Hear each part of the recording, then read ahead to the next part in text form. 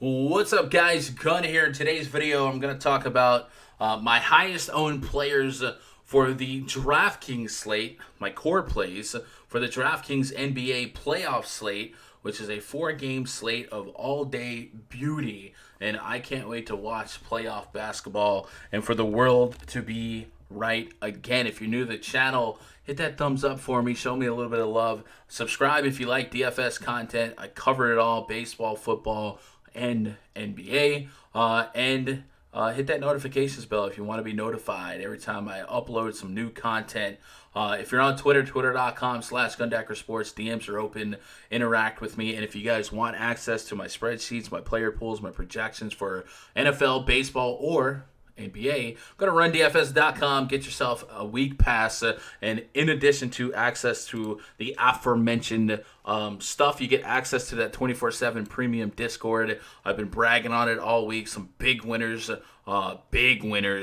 over the course of the last week, including a $100,000 winner. It's a wonderful community. I think it's still small enough to be known by your name. We have a voice chats a couple times a day before main slate locks, sometimes upwards of 20, 30 people in there, but everyone knows everyone. It's like Cheers and DFS.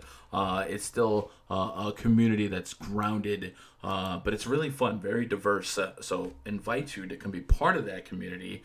But let's get into this video. We're going to discuss 5 players on DraftKings that look like they'll be my highest owned players.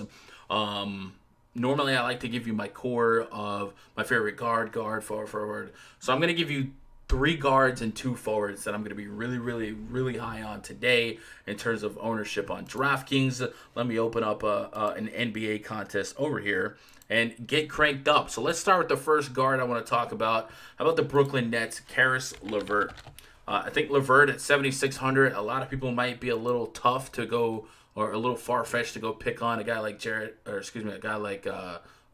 VanVleet and Kyle Lowry and just play anyone against the defense of the Raptors. But I think Caris Levert has shown that he can get it done against the toughest, stoutest of defenses. In 35 minutes against the Clippers, he dropped 55 fantasy points. And then this season against the Raptors, he's averaging 35.8 fantasy points in 28 minutes. So if you turn that 28 minutes into potentially 38 minutes since it's a playoff game, definitely think at 7,600, I can net back 45 plus fantasy points. We saw 42 and 51 in his last 2 games, which came in 33 and 36 minutes. The reason why his average per game is down, he only played 16 minutes in that first game. So a solid track record this season for Levert against the Raptors, and I'll be rostering him, hoping for a big game here in the bubble out of Levert. Let's go to Jamal Murray. I love Jamal Murray on FanDuel. Love him on DraftKings. The price just too soft, too small. Expect big minutes out of Jamal Murray. Probably still expecting no Gary Harris, no Will Barton. Jamal Murray could play 38 minutes here, and at 6,500, he's probably going to be a point per minute plus. So 40 plus fantasy points at 6,500. Yeah, I'm a buyer. He did play against the Utah Jazz in his first game back to the bubble. Played 39 minutes that game, 53.5 fantasy points. Very reasonable range of outcome here, and I mean that for 50 fantasy points. Does a little bit of everything. Had 12 rebounds in that Utah game. Maybe that's a little bit of an anomaly, but double-doubles with assists is not out the range of outcomes, and he does hustle enough to go out there and scrap for those rebounds. So at 6,500, yeah, give me Jamal Murray, sure. Let's move on to Paul George. I got a value play, but I'm going to skip him for now. We'll talk about him last. Let's move on to Paul George. He's 8,100. How do you not? I mean, how do you not? This is what you got Paul George for. He has continually been way too cheap in the bubble, right? Right about AK and getting you 40 points a game. And I just think the opportunity for Paul George to pay off 8,100 is way too great in the highest total game on the slate against the Dallas Mavericks. 40 plus fantasy points outside of one game against Phoenix where he shot 6 for 17. Literally one more shot and he hits another 40. I just think the floor is way too high. The minutes should be there, 36, 38 minutes. Against Dallas this season, he's averaging 44. Yeah, you're giving me Paul George, and I'm going to like it. Next forward I want to talk about is Porzingis. We can run him back, I guess, logistically. I guess he's a center against Paul George. his price compared to the other centers on this slate is very, very reasonable. Joel Embiid is going to be my highest owned center on FanDuel, but on DraftKings, we're getting a 2K discount for Porzingis, who probably has a greater opportunity matchup wise than Embiid. Embiid's going to be a beast without Ben Simmons, but I do have a fear that Brad Stevens will trap for Embiid and make guys like Al Horford or Tobias Harris beat him. So I'm worried about that. I do think Embiid could still get us 50 fantasy points, and I'll have a lot of Embiid in the util, or Embiid or Porzingis in the util, Embiid in the center spot.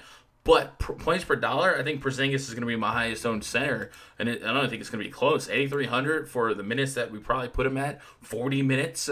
I'm a buyer. I think 40 plus fantasy points, much like Paul George, is a floor. This season against the Clippers, he's averaging 38 DKP in just 31 minutes.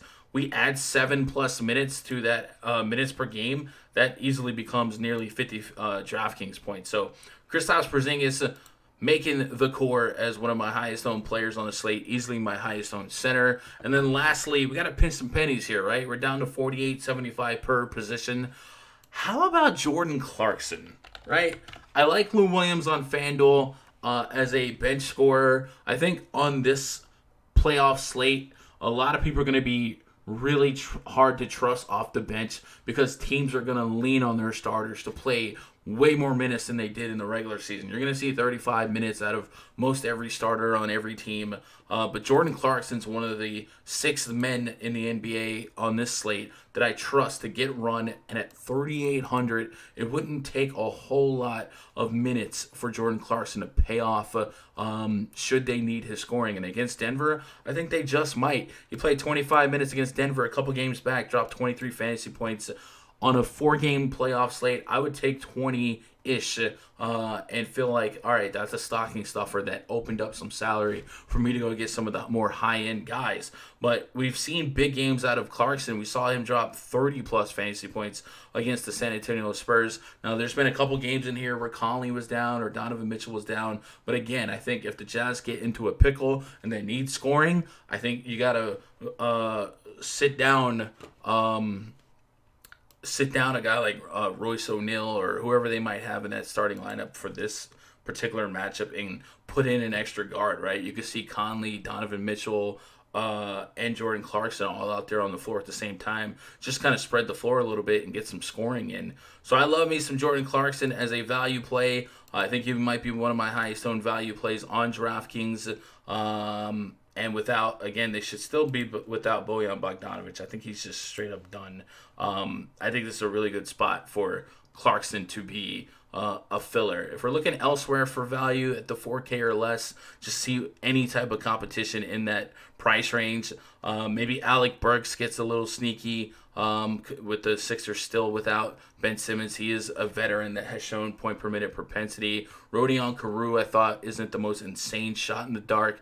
Timothy Luwawu, another guy that's shown he's going to be a point per minute, but not a warm and fuzzy in that matchup. And it gets tough. It gets tough, right? Patrick Beverley, I guess, would be at 3,400. If we put him at 23 minutes, could he pay off 3,400?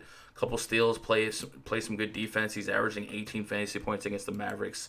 I think it's possible, but I think from a Florida stealing window, I think Jordan Clarkson right now profiles the best for me. So that's my core 5 right now as it stands on a Sunday morning. Jamal Murray, Caris Levert, Paul George, Kristaps Porzingis, and Jordan Clarkson. Who are you guys keying in on DraftKings? Let me know in the comments below. Tweet at me. Do you disagree with somebody that I mentioned here? Why or why not? And yeah, hit that thumbs up for me. Show me some love. Otherwise, I'll be in that RunDFS.com VIP Discord almost around the clock, and we will have a 2-hour pre-lock voice chat for the Monday slate, and maybe, just maybe, we'll have a full slate breakdown right here on the channel if I can coordinate a good time to stream with the co-host. I appreciate you guys stopping by. I hope you crush it in all facets of DFS today, and I hope you crush it on the Monday slate. There's a couple of 100K to first giveaways. Hopefully one of you guys will win 100K just like Jake did a couple days ago. I love you guys.